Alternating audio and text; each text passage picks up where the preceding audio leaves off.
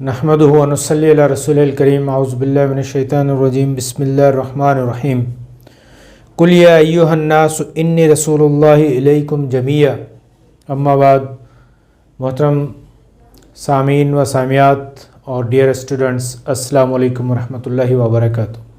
Islamic study compulsory کے حوالے سے آج جو ہمارا ٹاپک ہے کہ بنیادی عقائد میں رسالت محمدی صلی اللہ علیہ وسلم اور جو دوسرے انبیاء اکرام تھے ان میں جو فرق ہے اس حوالے سے ہم بات کریں گے۔ تو آئیے چلتے ہیں ٹاپک کی طرف۔ تو رسالت محمدی ہم نے پہلے ڈسکس کیا تھا کہ انبیاء اکرام میں اللہ تعالیٰ نے بہت سارے انبیاء اکرام کو مبعوث فرمایا اور انہیں اس لیے مبعوث کیا گیا کہ وہ لوگوں کو اللہ کے احکامات پر پریکٹیکلی جو ہے وہ عمل کر کے دکھائیں۔ تو ان انبیاء اکرام میں اور محمد صلی اللہ علیہ وسلم کی نبوت میں کیا فرق ہے؟ ویسے تو اللہ تعالیٰ سورہ بقرہ میں فرماتے ہیں لا نفرق بینہم، یعنی ان انبیاء اکرام میں کوئی فرق نہیں کریں، یعنی سب انبیاء اکرام جو ہیں وہ اللہ کی طرف سے مبعوث کردہ ہیں، سب کی عزت کرنا، سب پر ایمان لانا ہم پر لازمی ہے۔ اگر ہم کسی ایک نبی پر بھی جو ہے وہ ایمان نہیں لائیں گے تو پھر ہم مسلمان کے اسلام کے دائرے سے خارج ہو جائیں گے۔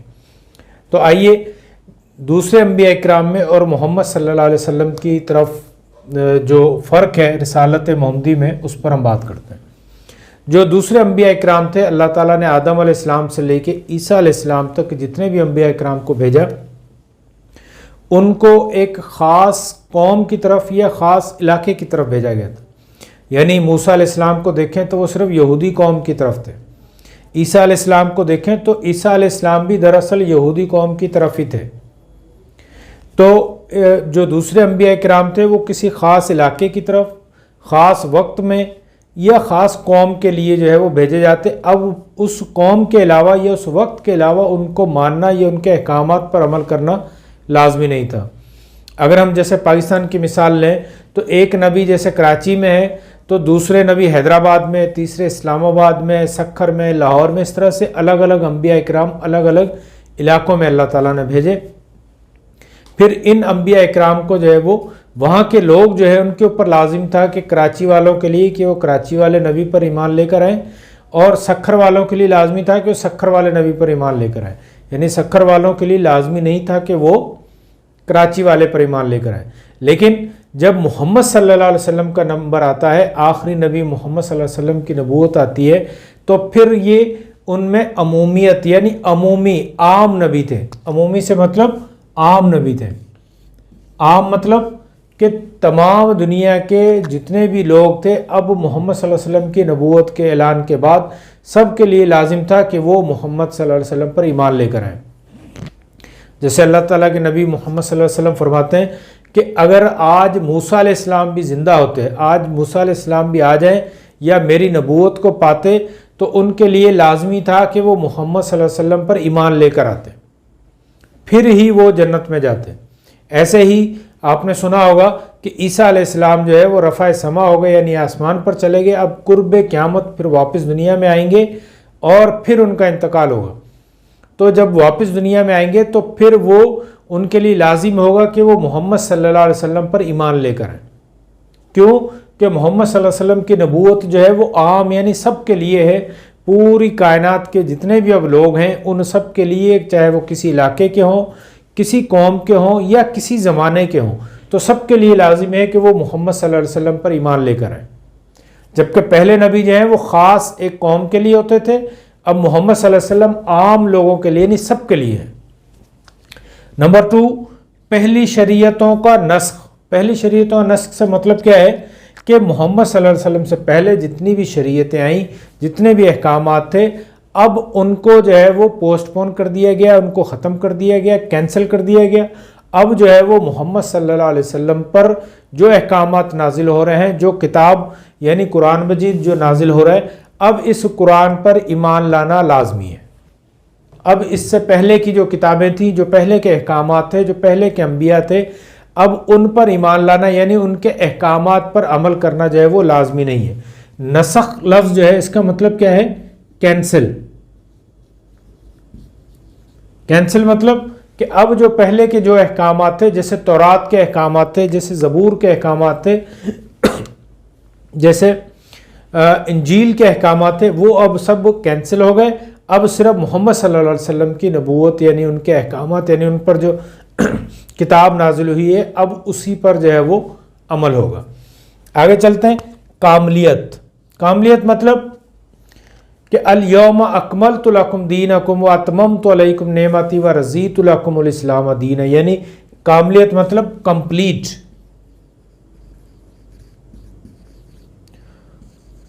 کمپلیٹ مطلب مکمل، یعنی محمد صلی اللہ علیہ وسلم پر دین اسلام کو کمپلیٹ کر دیا گیا. یعنی وہ آدم علیہ السلام سے وہ دین چلا آ رہا تھا، اس میں وقتاً فوقتاً جیسے جیسے وقت گزرتا جاتا، لوگ انسانی ذہن جو ترقی کرتا جاتا ہے، انسانی عقل جو ہے وہ نشوونما ہوتی ہے اس کی، تو پھر احکامات اس کے حساب سے آگے تبدیل ہوتے چلے جاتے. لیکن جب محمد صلی اللہ علیہ وسلم کا پیریڈ آتا ہے تو آپ صلی اللہ علیہ وسلم پر وہ دین جو ہے وہ کمپلیٹ کر دیا جاتا ہے.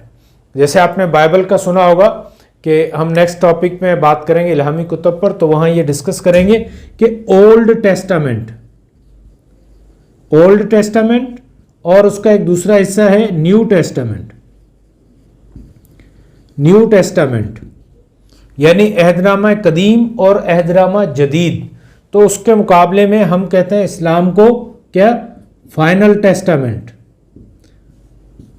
یعنی فائنل ٹیسٹامنٹ مطلب کہ عہد نامہ کمپلیٹ، یعنی اب آخری عہد نامہ، آخری کتاب جو ہے وہ کیا ہے؟ قرآن مجید. اب اس قرآن مجید کو جو ہے یہ دنیا کے آخر تک رہے گی. اس کے تمام احکامات جو ہیں وہ فل اینڈ فائنل ہیں. اب اس کے اندر کوئی نئی چیز ایڈ نہیں ہوگی، یعنی دین کو جو ہے وہ مکمل کر دیا گیا. اب اس میں کوئی نئی چیز ایڈ کرنے کی کوشش کی جائے گی تو وہ کیا ہے؟ وہ کل بدعت ضلالہ و کل ضلالۃ فی النار، وہ بدعت ہوگی، اور ہر قسم کی بدعت جو ہے وہ گمراہی ہوگی جو کہ جہنم میں لے کر جائے گی. تو نبی صلی اللہ علیہ وسلم کا خاصیت کیا ہے کہ اسلام جو دین تھا وہ مکمل کر دیا گیا. کب؟ محمد صلی اللہ علیہ وسلم پر. یعنی آدم علیہ السلام سے جو اسلام شروع ہوا، وہ اسلامی احکامات درجہ بدرجہ تدریجاً جو ہے وہ نازل ہوتے رہے، اللہ تعالیٰ ان کو بھیجتے رہے، اور آخر کار محمد صلی اللہ علیہ وسلم پر آ کر اس کو فل اینڈ فائنل ورژن جو ہے وہ قرار دے دیا گیا. اب یہ ہمارے پاس جو قرآن مجید ہے یہ فل اینڈ فائنل ورژن ہے، یہ اللہ کے احکامات کا فائنل ورژن ہے. اب اس کے بعد قیامت تک جو ہے وہ کوئی اور دین نہیں آئے گا، نہ کوئی اور احکامات آئیں گے. آگے حفاظت کتاب.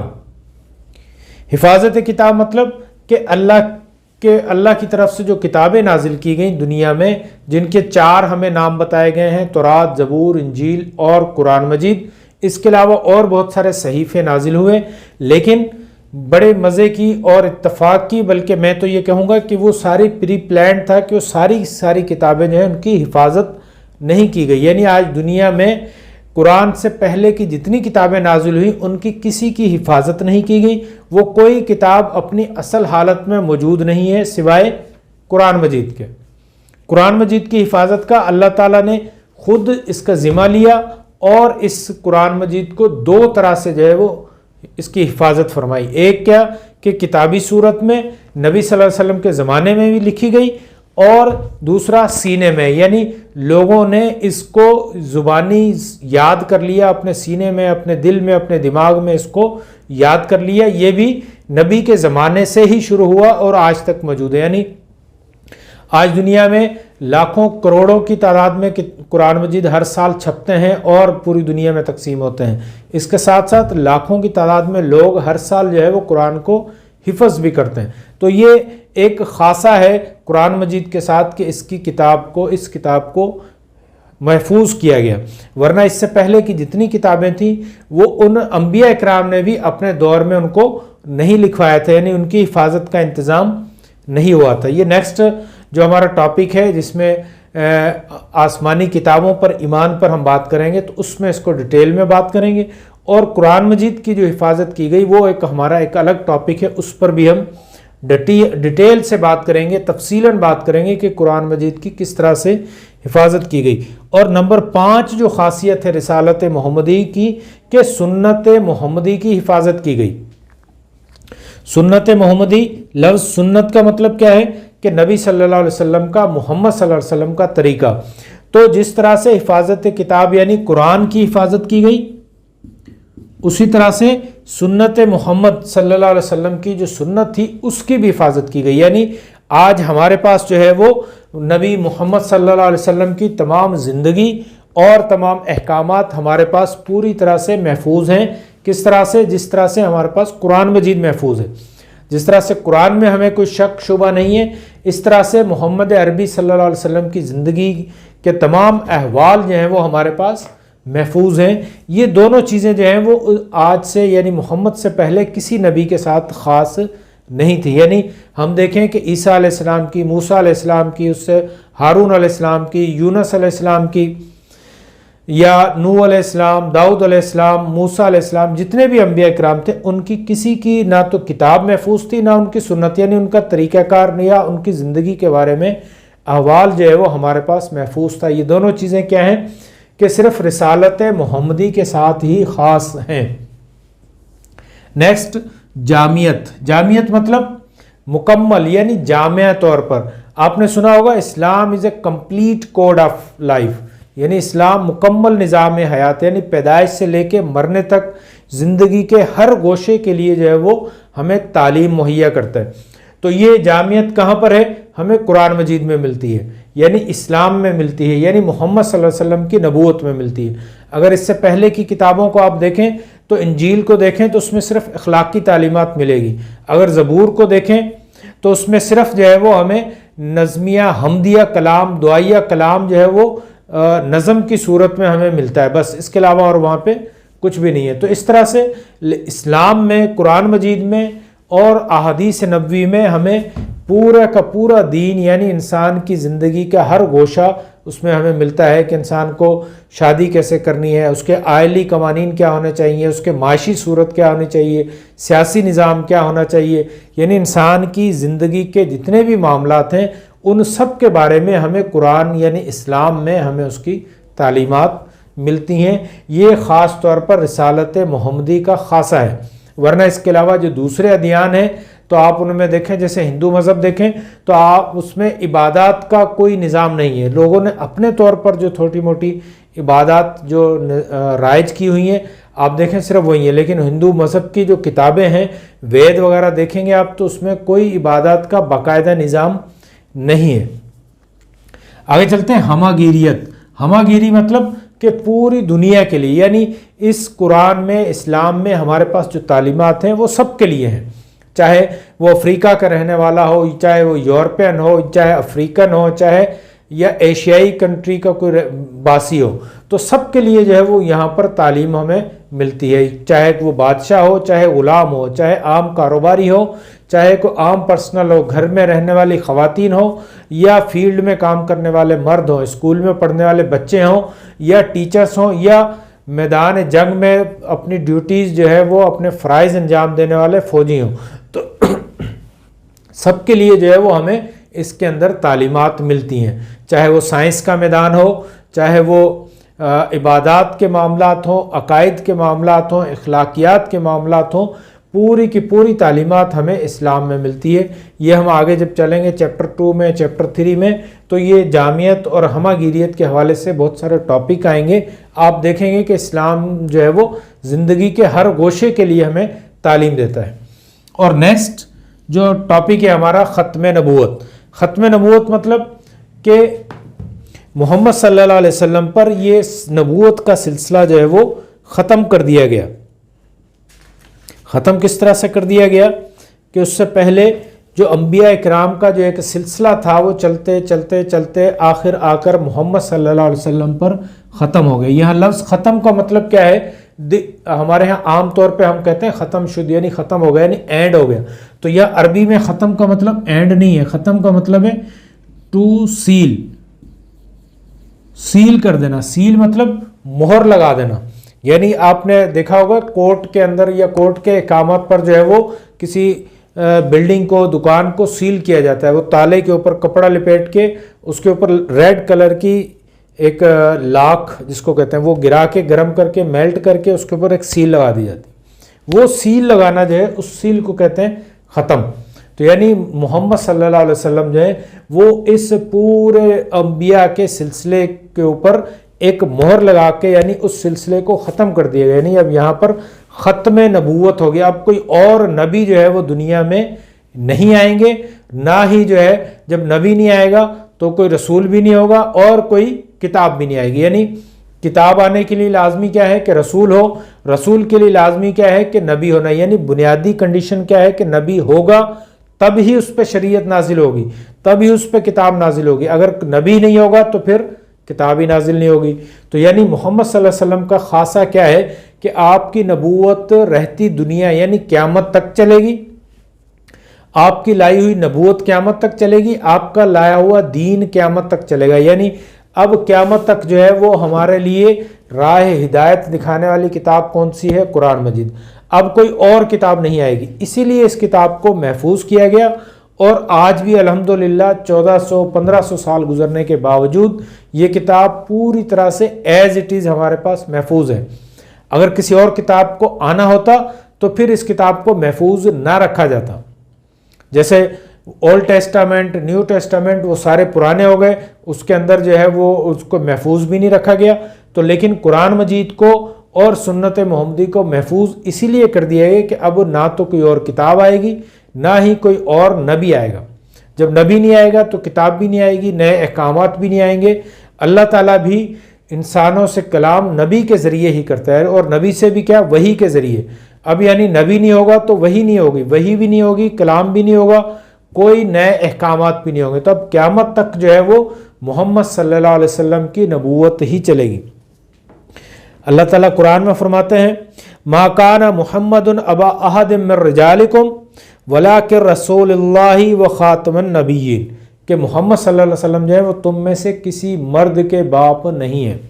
سورہ احزاب میں اللہ تعالیٰ کیا فرماتے ہیں کہ محمد صلی اللہ علیہ وسلم تم میں سے کسی مرد کے باپ بھی نہیں ہیں, لیکن ولکن رسول اللہ, کہ لیکن رسول جو ہے لیکن وہ اللہ کے رسول ہیں, اور وہ خاتم النبیین, اور وہ خاتم النبیین یعنی نبیوں کو اینڈ کرنے والے. اب جو ہے وہ کوئی اور نبی نہیں آئیں گے.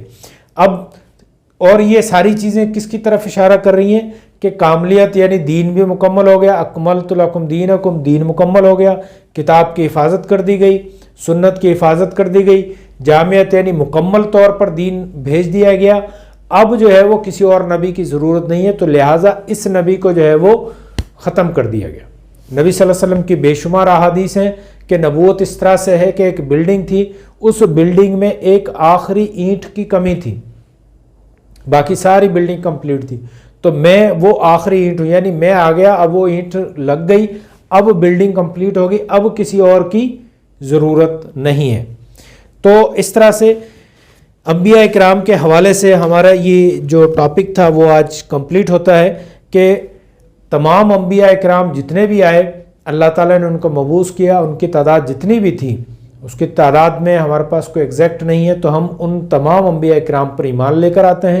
ان پر اللہ تعالیٰ نے جتنی بھی شریعت جو احکامات نازل کیے ہم ان کو پر بھی ایمان لے کر آتے ہیں, اور کسی ایک نبی کو بھی جو ہے اس کی نبوت سے اس سے انکار نہیں کریں گے, اور نہ ہی ہم لا نفرق بینہم, نہ ہی ہم کسی نبی میں کوئی فرق کریں گے کہ یہ کمتر نبی تھا یا یہ بڑا نبی تھا, یا ایسا کچھ نہیں ہے. تمام اللہ کی طرف سے نبی تھے.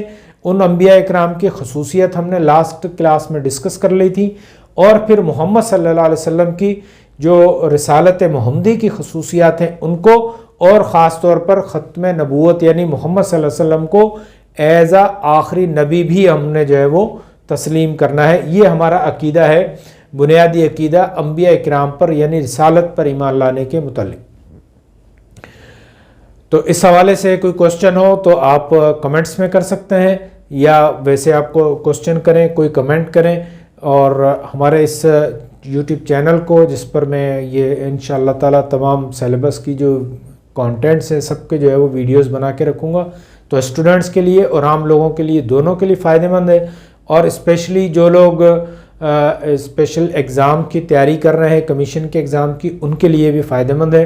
سیرت النبی کے آپ پلے لسٹ کو دیکھیں تو اس میں کافی نئے ٹاپکس اور امپورٹنٹ ٹاپکس جو کہ ہائی لیول کی اسٹڈیز میں جو ہے وہ ڈسکس کیے جاتے ہیں, ان پر میں نے بات کی ہے. اس کو ضرور دیکھیے گا. اور نیکسٹ انشاءاللہ ہم الہامی کتب جو ہے، آسمانی کتب جو ہے، ان کے تعارف پر جو ہے وہ بات کریں گے، ان پر ایمان لانا کیوں ضروری ہے اور ان کی موجودہ حالت کیسی ہے، کیا ہے، اور وہ کہاں پر پائی جاتی ہیں. وہ کتابیں بھی میں آپ کے سامنے رکھوں گا انشاءاللہ تعالی. وآخر دعوانا الحمدللہ رب العالمین واللہ اعلم بالصواب. السلام علیکم ورحمۃ اللہ وبرکاتہ.